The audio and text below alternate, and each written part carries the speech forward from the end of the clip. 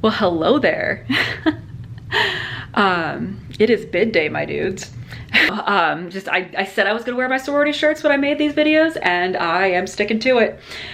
We got bid day 2019. All right, so my camera is, I think, this tripod that my camera's on is supposed to be like a stabilizer, but I feel it moving, so we live like this now. So we're gonna vibe. We're gonna roll with it. Trying to think where I can stand where the lighting would be best and you can't see that my kitchen's a mess from making dinner last night. This looks good. I'm trying to do this more vlog style because I feel like I'm more comfortable talking to the camera this way than like just sitting in that corner of my kitchen where the lighting is best, which I think this is honestly better lighting right here than I could ever have hoped to accomplish with that desk lamp. So we're just gonna pop this tripod in front of my fridge, and we're gonna angle my kitchen. We're gonna angle my dinner mess a little out of the frame. Yeah, this is good. This is good. We can talk from down here. Maybe I'll remember to look at the lens instead of the viewfinder. All right. You can't even see that it's a sorority shirt anymore, geez. Okay, well, for all intents and purposes, I am wearing a very comfortable white shirt that has not been sitting in my dresser for years. So this is not gonna be comfortable for me to sit and talk. So we're not gonna stay here, but I do want to start off here because I said that one of the next videos I wanted to make is how I got the inspiration to write Violet's novel. So I will go a little bit into things that I said in my author's note for Saving Summer, just because I don't need y'all to go buy that book just to read the author's note, just to make this book make sense if that's not already a book that you have or want, because this book is a very different vibe in many ways. So I talked about how my I'm literally on my knees on my kitchen floor right now. This is so uncomfortable. I'm gonna get a pillow. I love this bedspread, by the way, that I bought for myself off of Etsy. I love the print of it, the fabric. Not a huge fan of like the soft fabric. Why am I talking about my bedspread in a video about behind the scenes writing my novel? I don't know. Let me stop doing that. Let me just sit. So to understand the backstory for Violet's novel, you have to understand it was not originally Violet's novel. She was not a character. She was not part of this at all. The original draft of the story, my working title was University Story, because all of my stories took place in high school, and then this was the first one I was writing that took place in college. It was about these two characters whose paths intersected a lot. And when I later got the inspiration for Violet's story, I kind of had the idea that I wanted to bring all three of their stories together instead of just having Violet be her own thing, which meant I had to go back and kind of like start from scratch with the other project and how to bring them together. Now, originally it was going to be one novel that alternated points of view, but the story with the other two characters worked really well in third person, and Violet's it was really important to me to tell that in first person. So I didn't want y'all to be going back and forth within the same novel between first person and third person. So I was like, let me just have Violet's novel and then the companion novel with the other characters, and have it be that way. And then the sequel will bring all three of them together, and I have to figure out what I'm gonna do about point of view in that one. But that is that's a ways down the road. So we're just, yeah. Like, I know the basic plot points that are gonna happen in the sequel. I just haven't figured out the point of view. So I've kind of been writing it in both, and obviously I will have to change some stuff depending on which one I go with. So that original story I started writing in like spring 2019. I'll get more into this in my fun facts video that I eventually make, but the story was originally set to take place in the 2019-2020 school year because I started writing it in spring 2020. You might understand why I couldn't go with that eventually later when certain things happen in 2020, but we'll talk more about that in the fun facts video. But I did start writing it in spring 2019. And then Violet's character, I added her character in spring 2020 because I think I said in one of my Saving Summer videos, you know, I took a young adult literature class in spring 2020, and we read a book with an autistic protagonist that was written by somebody who knew a guy who knew a guy who knew a guy who had autism, basically. And it was very, very bad, and we all hated it.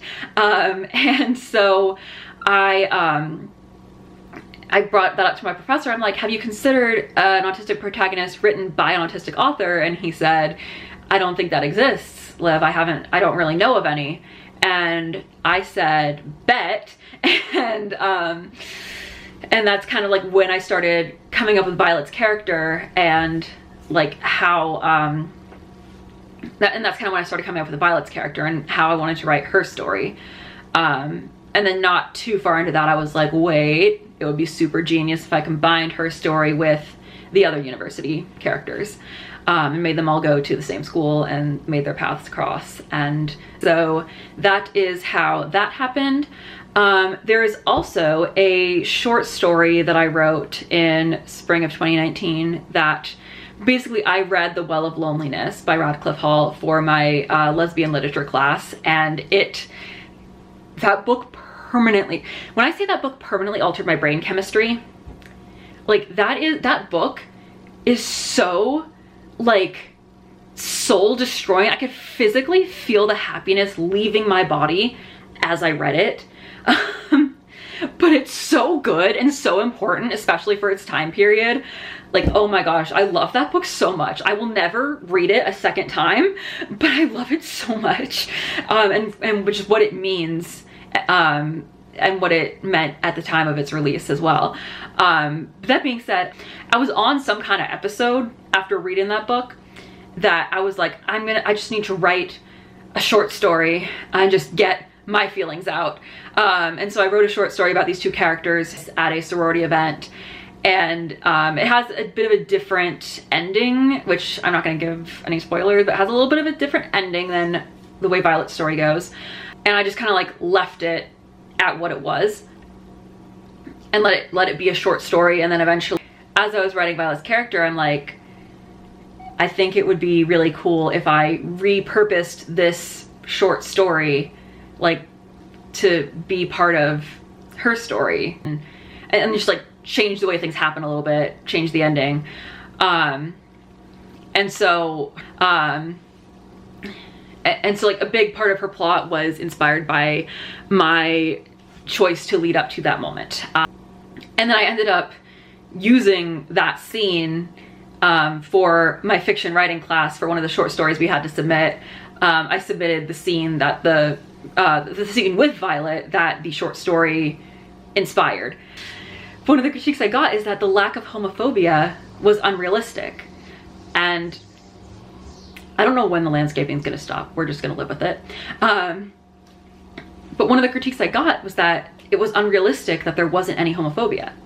And that actually was a very intentional choice that I made, was that I didn't want there to be homophobia, because after reading The Well of Loneliness and being so inspired by what that story did in its time, I decided that if I am going to write a gay romance in the year of our Lord 2020, there doesn't need to be homophobia in it. Like, we have enough stories where homophobia is part of the plot for gay characters, and they are very important for their time. Annie on My Mind is so important for its time. Keeping You a Secret, so important for its time. Love, Simon, so important for its time. But why does homophobia have to be part of the plot? But like, why does homophobia have to be part of the plot for gay characters? Why can't they just have a love story the way straight people have a love story, and that just not be a thing? So I made the decision that not only was there not going to be homophobia as part of the plot, but I was going to write this story in a universe in which homophobia just isn't a thing. There's no homophobia in this universe. Like, it's not like I made like a new universe, whatever. It's not like it's like science fiction or something, like I made like a separate universe where there's no homophobia. It's just that I took our universe and I just removed the homophobia from it. And that's where the book takes place. Because I'm like, we don't need it. at the time, 2020, I'm like, we simply don't need it. Society has surpassed the need for lesbian love stories where homophobia is an important part of the plot or present at all. And I'm like, you can write any story you want. I can write any story I want. I don't want to write a story where I have to deal with homophobia. I deal with that enough in my real life. I want to write a story where two women can just have an experience with each other and not think about what it might mean in the sense of homophobia. And so that was a very intentional choice that I made, and I got dinged for it in my fiction writing class because it was not realistic, and I said, screw you, but you know, with different fingers. And I don't need the homophobia. We don't need it. We can have a cheesy Hallmark kind of love story that just doesn't involve homophobia. We can have that. Like, gay characters get enough representation with homophobia. We can have characters that just exist and have a sweet, cheesy love story without homophobia being part of the plot. Like, these characters, they got enough issues without homophobia even entering the picture, okay? They got enough going on. They don't need that on top of it. So that was an intentional choice that I made, and it is a choice I will continue to make in other projects as well. There are very few projects that I have in my back catalog of stuff to work on next. There's very few of those that have any, there's very few of those where homophobia will have any relevancy. It's to the point where I've decided if homophobia is not specifically relevant to the story, there's no need for it at all. In my writing, at least. Like, I'm not trying to tell you how to live your life, but in my writing, if it's not specifically necessary to the story, there's no need for it. And it was very freeing to just be able to write a love story and not have to think about that the way I do in my real life. So that's that on that. My legs are getting really sore. The lighting is great here, I think. We'll see how I feel while I'm editing this, but this is not good for my legs, and I'm gonna go to the gym later, so that's really not what I want to be doing for more than the amount of time I've already spent doing this. So that's where I'm gonna leave this video, but that is kind of where the inspiration came from to write this story, and I'm really looking forward to getting into more of it with you guys as we go on. And narrowing down what my 5 fun facts are going to be so I can just lore drop other stuff in these little vlog style videos we're doing.